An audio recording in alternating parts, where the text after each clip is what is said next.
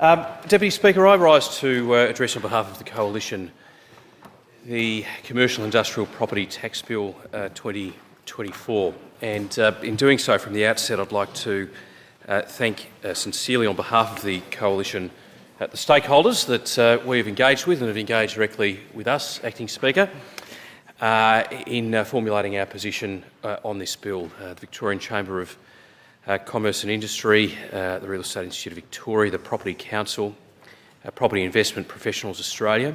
I'm also grateful for the engagement of my colleagues, both metropolitan and regional, those that represent metropolitan and regional areas, and every person that I've engaged with on this bill has been helpful in some way, and I'm sincerely grateful from the outset for their contribution.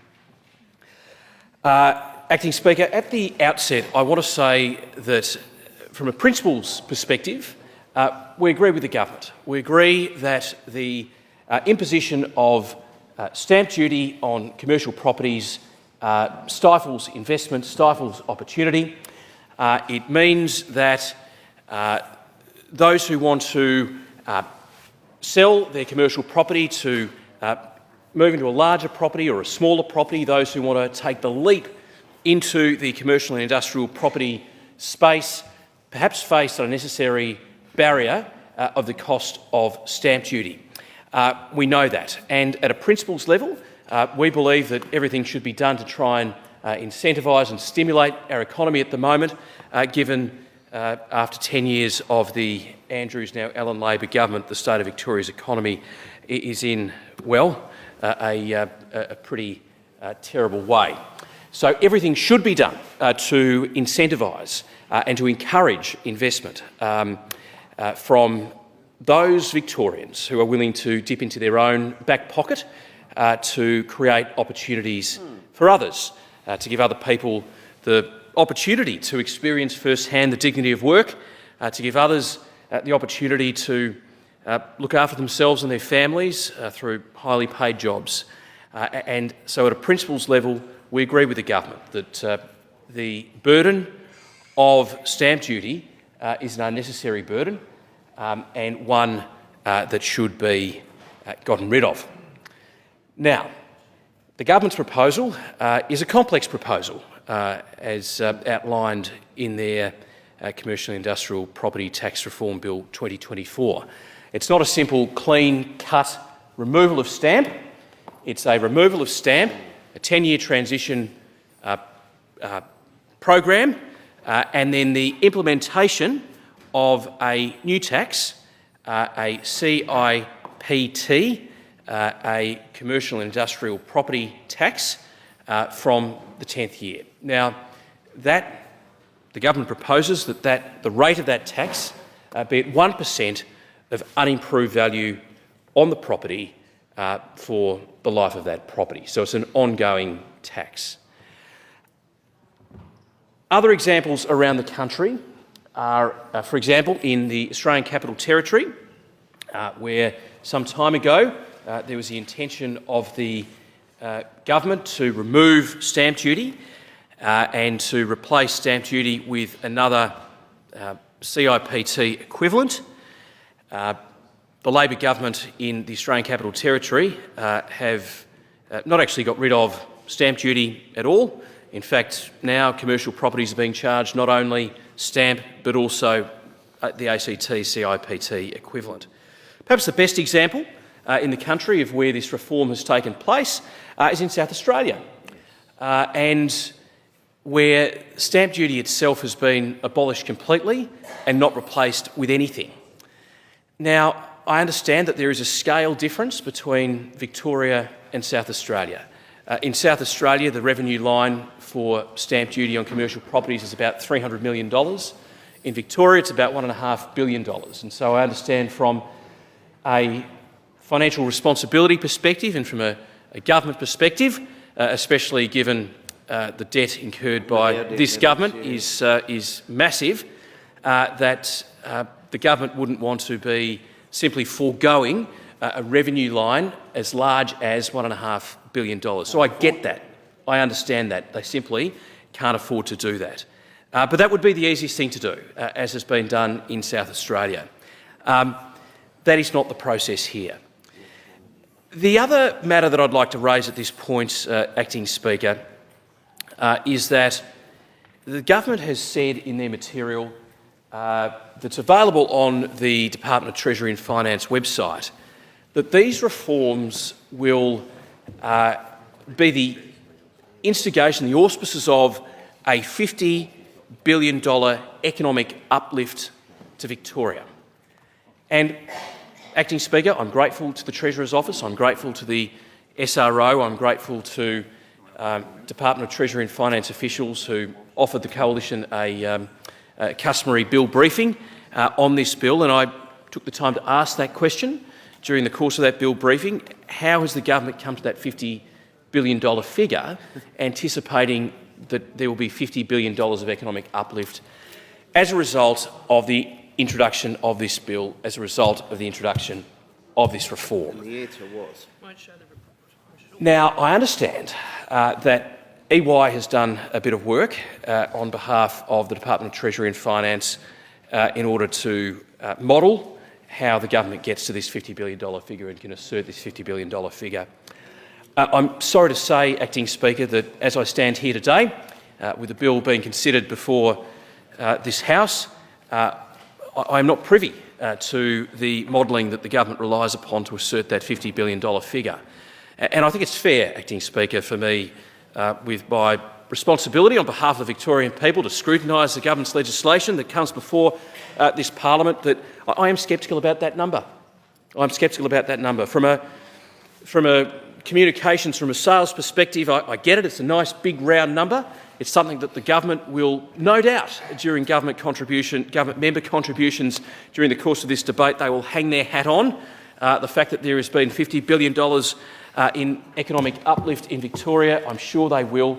I fully expect them to. Yes. My invitation to them, Acting Speaker, is that when they do, that they also give Victorians an insight into how the government has actually reached that figure, and to back it up with an insight into the modelling behind that, because up until this point in time, that is unclear to me, that is unclear to the opposition. Acting Speaker, there is a risk that with the introduction of the government's reforms, that there will be some Victorians who are effectively experiencing double taxation.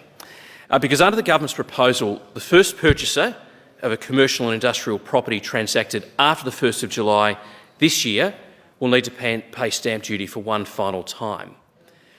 Then after, a 10-year transition period ensues. Commercial industrial property tax, the CIPT, of 1% of unimproved land value will need to be paid for every subsequent year of ownership. This means for investors that hold onto this property for 10 years or more, they will not only be paying the initial stamp up front, but after the 10th year, they will also be paying the CIPT. And that is a concern for us. There should be the current system and there should be the new system. With the government's proposal that the House is considering at the moment, there is the possibility that those who own commercial and industrial properties in this state and make that purchase after the 1st of July this year, when these reforms are introduced, that they will not only pay stamp, but they'll also be paying an ongoing CIPT. We also contend, Acting Speaker, that the CIPT rate of 1% of unimproved land value is unnecessarily high. We are, on this side, a party, a coalition of people who want our taxes to be lower, fairer and simpler. 1% we believe is too high. Under some modelling that we've undertaken, we believe that the government would reach a cost-neutral position to the budget over 40 years, which is the measure by which the government is imposing upon themselves of cost neutrality. At 1%, they're in fact earning more than they would have otherwise received. We propose a 0.8% commercial industrial property tax in metropolitan areas. And while I'm on this, actually, Acting Speaker, I will address regional Victoria, because currently regional Victorians who purchase, or well, Victorians, anyone in this case who purchases a commercial or industrial property in regional Victoria is subjected to a concessional rate of stamp duty. Under these reforms proposed by the government, there is no consideration for the concession that regional Victorians currently receive, or that current regional commercial industrial properties currently attract. There is no consideration of that whatsoever. We think that's unfair. We think that will make those who want to upsize, downsize properties in regional Victoria worse off. We don't think that is a fair thing. We think that the government could have given consideration to commercial and industrial properties in regional Victoria akin to those that are currently there with the concessional rates of stamp duty. Therefore, we propose a 0.8% CIPT for metropolitan Victoria, and we propose a 0.4% concessional rate of CIPT for regional Victoria. We think that is a fair proposal, and we urge the government to consider that quite seriously. Acting Speaker, under standing orders, I wish to advise the House of amendments to this bill and request that they be circulated. And whilst that process is undertaken, thank you to the attendants for their assistance in that matter, some of these proposed changes that I'm addressing now are included in these textual amendments which is being made available to the chamber at the moment. The other part of the textual amendment which the Coalition proposes is an amendment which encourages greater transparency.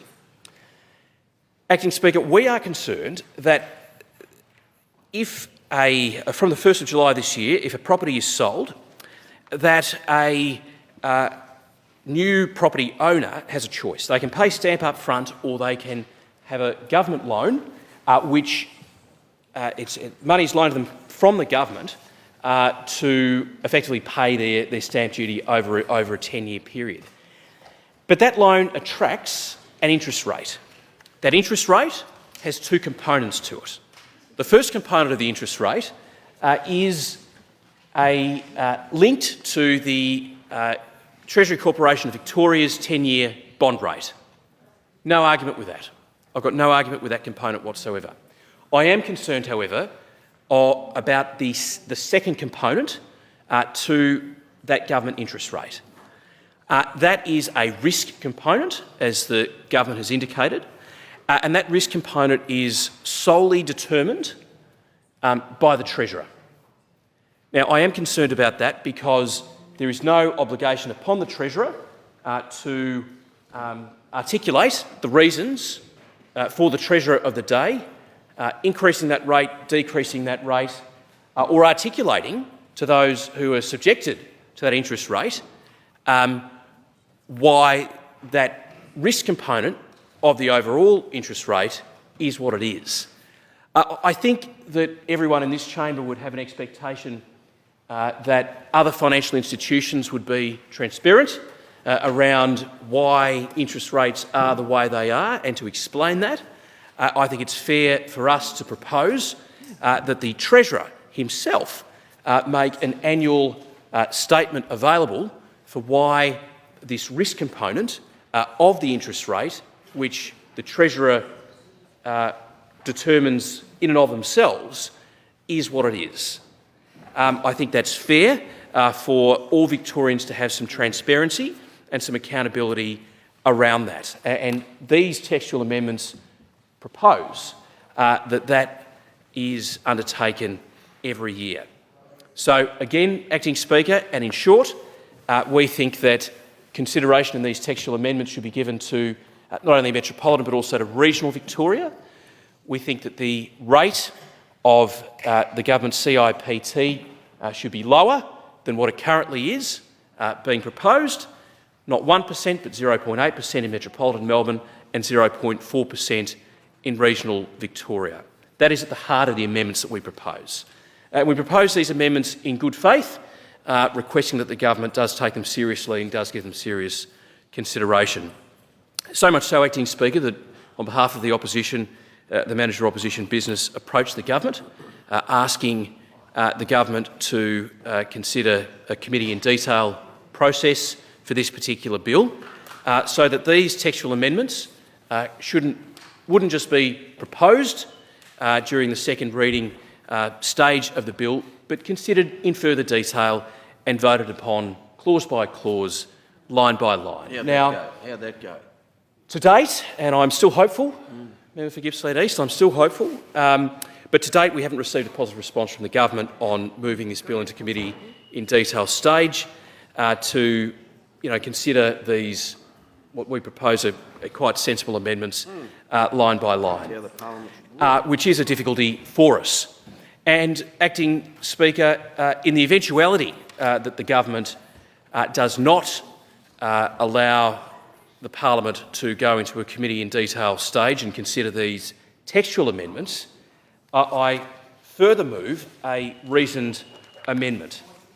And I move that all words after that be omitted and replaced with the words that this House refuses to read this bill a second time until the government commits to further consultation on the proposed CIPT rate, including the cost neutrality of the proposed reforms and how the reforms will affect owners of regional and non-regional commercial and industrial properties. 2, providing investors with certainty and confidence against any potential future tax increases. And 3, making public the modelling assumptions underpinning the $50 billion economic uplift anticipated from this reform scheme and the rationale for the risk margin component of the proposed 10-year transitional government loan, including any future changes made to the risk margin component of the loan rate. Acting Speaker, I'll be frank with my colleagues, with members of the government. This is my fail-safe way of at least getting the government to pop their hand up and make and vote one way or the other on some very sensible reforms, some very sensible amendments proposed by the opposition.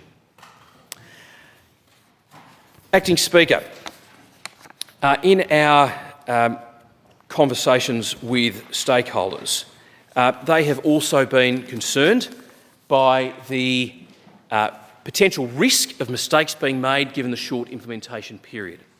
Acting Speaker, you will know as well as I, today's date is the 1st of May. Wednesday the 1st of May, in 6 short days' time, we'll be here hearing from the Treasurer as he delivers his budget. But that means we're also 2 months away from the implementation of this bill. Stakeholders that we have spoken to have indicated a concern that this bill is overly complex. It's not a clean-cut bill, as has been the case in South Australia, where there's simply a removal of stamp, full stop. No, this bill is more complex insofar as there's a removal of stamp, there's a transition period, there are government loan potentials, there's stamp paid once or over a 10-year period, then there's the implementation of the CIPT after the 10 years after the first transaction, after the 1st of July has taken place. Acting Speaker, I'm hoping you get a sense that there is complexity around this. And the stakeholders that I've spoken to have indicated to me that because of that complexity, they do have concerns around the short implementation period for this bill. To mitigate those concerns of stakeholders, my encouragement to the government is to work quite closely with stakeholders to make this a smoother transition as they possibly can. Just one example that comes to mind, Acting Speaker, is the circumstance of real estate agents who, of course, will need to indicate to potential buyers at what part of the reform process, whether it's whether the property that they are selling is subjected to stamp duty or are they not? How far away are they from being included as part of the new CIPT process or otherwise? Does that mean that the Treasurer needs to work with the Minister for Government Services to update the requirements on the contract within the contract of sale of a commercial property, so that there is transparency around at what stage of this reform and transitional process the property in question, the property for sale, is actually up to? There are these sorts of questions which really need to be resolved, and with 2 months to go before this reform is introduced, and I would hope that the government is doing everything it possibly can. Acting Speaker, I do want to go into some detail just briefly to articulate to the House the reasons for the opposition's proposed lowering of the CIPT rate from 1% to 0.8% in metropolitan Melbourne and 0.4% in regional Victoria. An example, this is a fictional name, Acting Speaker, so no one should think that I'm speaking about them in the first person.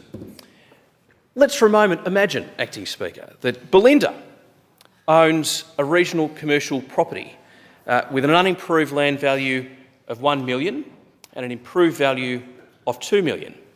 Now, if Belinda bought that property today, she'd pay $55,000 in stamp, including a 50% regional reduction. But under the proposal that we're considering today, if Belinda bought this property after the final stamp duty had been paid and held onto that property for 13 years, paying both the CIPT and stamp and CIPT each year, she would have paid the equivalent of $114,061. So the difference, of course, and I don't expect you to have a calculator with you, Acting Speaker, so I'll help you out. The difference between $114,000 and $55,000 is $59,000, and this is the additional tax that Belinda would be paying, more than she would have initially had to pay through existing stamp duty arrangements. So that's why we think that specifically in regional Victoria there should be greater fairness, there should be greater equity, there should be a recognition of regional Victoria, as there has been with stamp duty since Adam was a boy, that there should be a concessional rate of this tax for regional Victoria. And I'm looking forward to the contributions of the member for Ovens Valley, who will be up shortly. Looking forward to that. Member for Ovens Valley, Gippsland South, South West Coast, Mildura, Polwarth, Shepparton, Morwell. The member for Bulleen is also contributing to this bill, but specifically those colleagues of mine who represent a regional seat and a regional community. I am sure, Acting Speaker, that they will share with the House just the impact that this reform will have without consideration for regional Victoria. And I'm looking forward to those contributions. Look, in conclusion, Acting Speaker, I believe that the Coalition has been entirely reasonable in our contribution on this bill, in our consideration of this bill, and in our proposals to better this bill. At the outset, we don't disagree with the principle. In fact, we agree with the principle. Stamp duty on commercial and industrial properties is a burden. It is a barrier to stimulate and encourage economic activity in Victoria at a time when we need every stimulus to encourage more economic activity in Victoria and to inject more confidence into Victorian businesses. That said, we believe that these reforms proposed by the government are unnecessarily complex We believe that there is a question mark over fairness in relation to the difference between metropolitan Melbourne and regional Victoria. We believe that there are some transparency questions, specifically over the Treasurer's rate of interest, the risk component of that 10-year loan, that 10-year interest rate. And we do have question marks over the government's flagged $50 billion economic uplift. And I'd be interested to hear what government members have to say on that matter. Finally, Acting Speaker, I would encourage the government to seriously consider the textual amendments that I have circulated in the House today. I would encourage the government to take this bill into a consideration in detail stage so we can go through those textual amendments clause by clause, line by line, and carve out a fairer deal for Victorians, carve out a greater transparency for Victorians, carve out a better deal specifically for regional Victorians. I think that's entirely sensible. I think that's entirely appropriate, and I plead with the government to do that. Failing that, Acting Speaker, I put on record that the Coalition will then be moving to our reasoned amendment, which outlines the concerns we have with the bill, but we propose that the bill not proceed until these very important matters that I've articulated, not only on behalf of the Coalition but on behalf of the stakeholders that we've engaged with, are considered. Thank you, Acting Speaker.